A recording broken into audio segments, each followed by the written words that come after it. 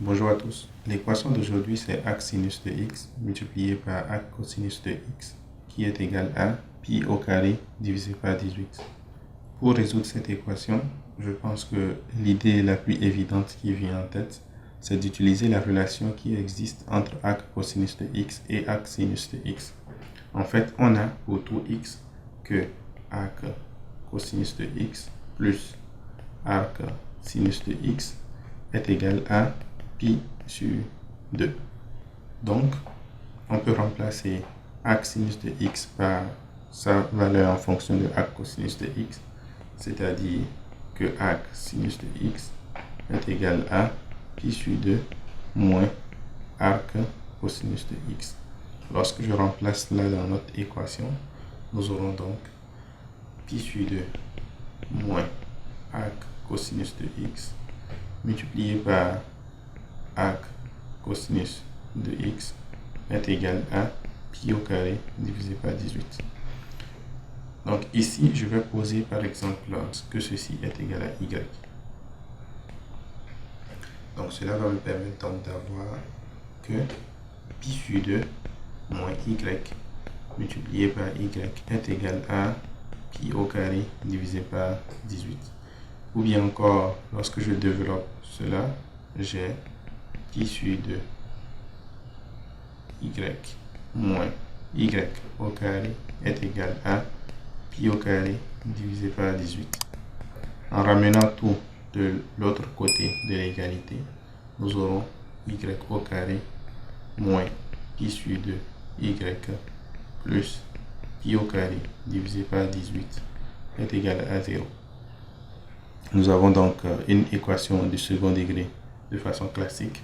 On peut utiliser par exemple la méthode babylonienne que j'ai présentée dans cette vidéo pour résoudre cela ou calculer le discriminant. Donc ici, la méthode babylonienne suggérera que y1 plus y2 divisé par 2 est égal à pi sur 2 divisé par 2. Donc pi sur 4. Et donc, je ferai pi sur 4 au carré moins d au carré est égal à pi au carré divisé par 18. Ce qui va me permettre d'avoir que d au carré est égal à pi au carré divisé par 16 moins pi au carré divisé par 18. Donc pour simplifier cette valeur, ce que nous allons juste remarquer, c'est que 16 est égal à 2 fois 8 et que 18 est égal à 2 fois 9. Donc rapidement, on peut dire que je multiplie ceci par 9 et ceci par 8. Cela va me permettre d'avoir 9 pi au carré moins 8 pi au carré divisé par 2 fois 9 fois 8. Ce qui nous donne, bien sûr, au numérateur pi au carré et au dénominateur 144. Donc ceci, c'est pi divisé par 12 au carré. Donc on peut dire que d est égal à pi divisé par 12 et par conséquent, y1 est égal à pi sur 4 moins pi divisé par 12 et y2 est égal à pi sur 4 plus pi divisé par 12. En rendant ceci au même dénominateur, je vais avoir 3 moins 2, 3 moins 1 fait 2, donc 2 pi sur 12 qui est pi sur 6.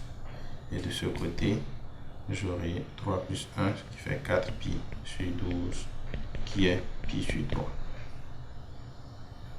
Ainsi, les solutions de cette équation du second degré sont pi sur 6 et pi sur 3.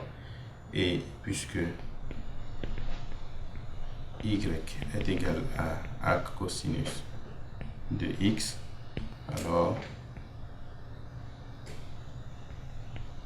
arc cosinus de x est égal à pi sur 6 ou arc cosinus de x est égal à pi sur 3.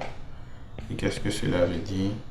Cela veut dire simplement que x est égal à cosinus de pi sur 6 ou x est égal à cosinus de pi sur 3. Cosinus de pi sur 6, c'est racine carrée de 3 sur 2 et cosinus de pi sur 3, c'est 1 demi. Donc les solutions sont racine carrée de 3 sur 2 et 1 demi. Pour demain, je vous invite à simplifier l'expression 10 fois racine carrée de 10 fois racine carrée de 10 fois racine carrée de 10 à l'infini. Bien sûr, l'idée de cet exercice, ce n'est pas de montrer la convergence. Donc, on va supposer que ce nombre est déjà convergent et on veut voir ce nombre est égal à quoi.